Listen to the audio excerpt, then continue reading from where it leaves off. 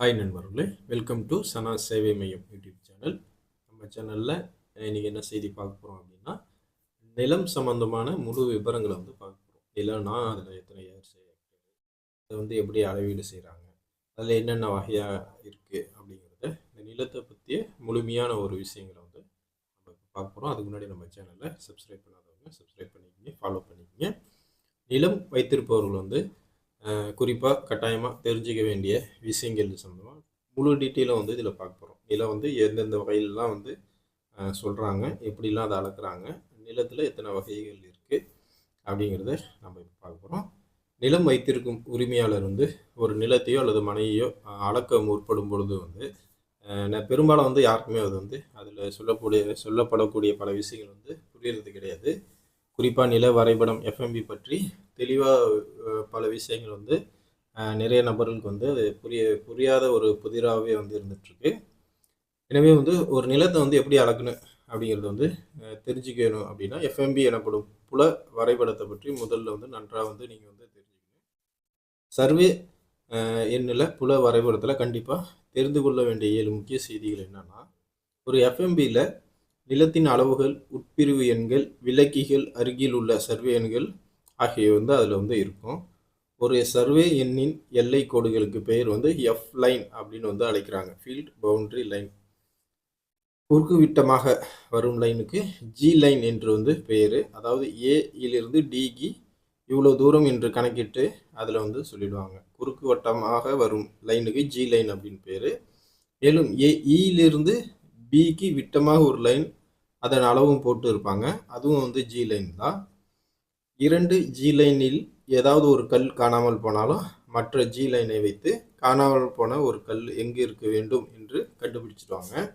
Metre கணக்கில் தான் எஃப்எம்பியில் வந்து அளவுகள் வந்து எழுதுவாங்க. ஒரு சர்வே எண்ணில் 15 ஏக்கருக்கு மேலே இருந்தால் 1.5000 என்றும், கொஞ்சம் குறைவாக இருந்தால் 1.2000 என்றும், மிக சிறிய நிலமாக இருந்தால் 1.1000 என்றும் வந்து இருக்கும். நிலத்தை வந்து அளக்கும் முறைகள் வந்து எப்படி அளப்பாங்க நிலத்தை அப்படின்னா, நிலத்தை அளக்கின்ற அளவீடுகள் வந்து ஒவ்வொரு பகுதிக்கும் ஒவ்வொரு அளவீட்டு முறைகள் வந்து பயன்படுத்த வருது. அதை வந்து நீங்கள் கண்டிப்பாக வந்து புரிஞ்சுக்கணும். தமிழ்நாட்டில் 3 அளவீட்டு முறைகள் வந்து பயன்படுத்தப்பட்டு வருது. பாரம்பரியமான நாட்டு வழக்கு அளவீடுகள்னா குழின்னு சொல்லுவாங்க, மா, வேலி, காணி, மரக்கா, இந்த மாதிரி வழக்காடு மொழி இருக்குது. பிரிட்டிஷ் வழக்கு அளவீடுகள் எப்படின்னா சதுரடி, சென்ட், ஏக்கர் போன்றவை வந்து அந்த அளவீடு அடிப்படையில் அளப்பாங்க. மெட்ரிக் வழக்கு அளவுகள் அப்படின்னா சதுர மீட்டர், ஏர்ஸு, ஹெக்டர்ஸ், இந்த அடிப்படையில் தான் மெட்ரிக் வழக்கு அளவுகள். இந்த மாதிரி 3 வகையான அளவீட்டு முறைகள் வந்து பயன்படுத்த வருது. ஆனால் எல்லா பட்டா ஆவணங்கள்லேயும் வந்து மெட்ரிக் அளவு முறைகளில் தான் இருக்கும். நீங்களே பார்த்துருப்பீங்க, ஏர்ஸு, ஹெக்டர்ஸு, இந்த மாதிரி டீட்டெயில்ஸ் தான் வந்து ஒவ்வொரு பட்டாவிலையும் இருக்கும். சரிங்க, நில அளவீடு சம்மந்தமாக வந்து நிறைய பேருக்கு டவுட் இருக்கும். நிறைய பேருக்கு பட்டா இருக்கும், லேண்ட் இருக்கும், பத்திரம் இருக்கும். இப்போ ஏக்கர் கணக்குலாம் நிலம் வச்சுருப்பாங்க. ஆனால் இத்தனை சென்ட்டுனா எத்தனை சதுர மீட்ரு, இத்தனை ஏக்கர்னா எத்தனை சதுர அடிங்கிற விவரங்கள்லாம் தெரியாது. அதுவும் வந்து நம்ம இந்த வீடியோவில் சொல்ல போகிறோம். நில அளவீடுகளை பொறுத்தளவில் ஒரு சென்ட்டுங்கிறது 40.47 சதுர மீட்ரு. ஒரு ஏக்கர் என்பது 43,560 சதுர அடி. ஒரு ஏக்கர் என்பது 40.47 ஏர்ஸு. ஒரு ஹெக்டேர் வந்து 10,000 சதுர மீட்ரு. ஒரு சென்ட் என்பது வந்து 435.6 சதுர அடி. ஒரு ஏர்ஸ் என்பது 100 சதுர மீட்டர். ஒரு குழி என்பது 144 சதுர அடி. ஒரு சென்ட் என்பது வந்து 3 குழி. 3 மா என்பது வந்து ஒரு ஏக்கரு. 3 குழிங்கிறது 435.6 சதுர அடி. ஒரு மா என்பது வந்து 100 குழி. ஒரு ஏக்கர் என்பது 18 கிரவுண்டு. ஒரு கிரவுண்டு என்பது 2400 சதுர அடி. அதாவது ஏக்கர் அளவில் நம்ம பார்க்கணும் அப்படின்னா ஒரு ஏக்கர் என்பது 100 சென்ட்டுங்கிறது தான் ஒரு ஏக்கரு. அதே போல் ஒரு ஏக்கர் என்பது 0.4,04,694 ஹெக்டேரு. ஒரு ஏக்கர் என்பது 40.5 ஏர்ஸு. ஒரு ஏக்கர் என்பது 4,360 சதுர அடி. ஒரு ஏக்கர் என்பது 4,046 சதுர மீட்ரு. அதே போல் சென்ட் நம்ம பார்க்கணும் அப்படின்னா ஒரு சென்ட் என்பது 0.01 ஏக்கரு. ஒரு சென்ட் என்பது 0.040 ஹெக்டரு. ஒரு சென்ட் என்பது 0.405 ஏர்ஸு. ஒரு சென்ட் என்பது 435.54 சதுர அடி. ஒரு சென்ட் என்பது 40.46 சதுர மீட்ரு. ஹெக்டேர் எப்படி அளக்குறாங்க அப்படின்னா, ஒரு ஹெக்டேர் என்பது 2.47 ஏக்கர். ஒரு ஹெக்டேர் என்பது 247 சென்ட். ஒரு ஹெக்டேர் என்பது 100 ஏர்ஸு. ஒரு ஹெக்டேர் என்பது 1,07,637.8 சதுர மீட்ரு. ஒரு ஹெக்டேர் என்பது 10,000 சதுர மீட்ரு. ஒரு ஹெக்டேர் என்பது 1,07,637.8 சதுர அடி. ஏர்ஸ் வந்து ஒரு ஏர்ஸ் என்பது 2.4 சென்ட். அதே போல் ஒரு ஏர்ஸ் 100 சதுர அடி. ஒரு ஏர்ஸ் வந்து 1076 சதுர அடி. ஒரு ஏர்ஸ் என்பது 100 சதுர மீட்ரு. 100 புள்ளி சேர்ந்தது ஒரு மா. 20 மா சேர்ந்தது ஒரு வேலி. 3 புள்ளி மா சேர்ந்தது ஒரு ஏக்கரு. 6.17 ஏக்கர் சேர்ந்தது ஒரு வேலி அப்படின்னு குறிப்பிடப்படுது. ஒரு ஏக்கர் நிலம் வந்து நீளம் ஒரு ஃபர்லாங் 40 கம்பங்கள் அல்லது 220 கெஜம் சேர்ந்தது தான் ஒரு ஏக்கர் நீளம். ஒரு ஏக்கரின் அகலம் என்பது வந்து ஒரு சங்கிலி 4 கம்பங்கள் அல்லது 222 கெஜம் அப்படின்னு சொல்றாங்க. நீட்டளவை பொறுத்த வரைக்கும் 10 கோன் என்பது ஒரு நுண்ணணுவு. 10 நுண்ணணுவு சேர்ந்தது ஒரு அணு. 8 அணு சேர்ந்தது ஒரு கதிர்த்துகள். 8 கதிர்த்துகள் சேர்ந்தது ஒரு துசும்பு.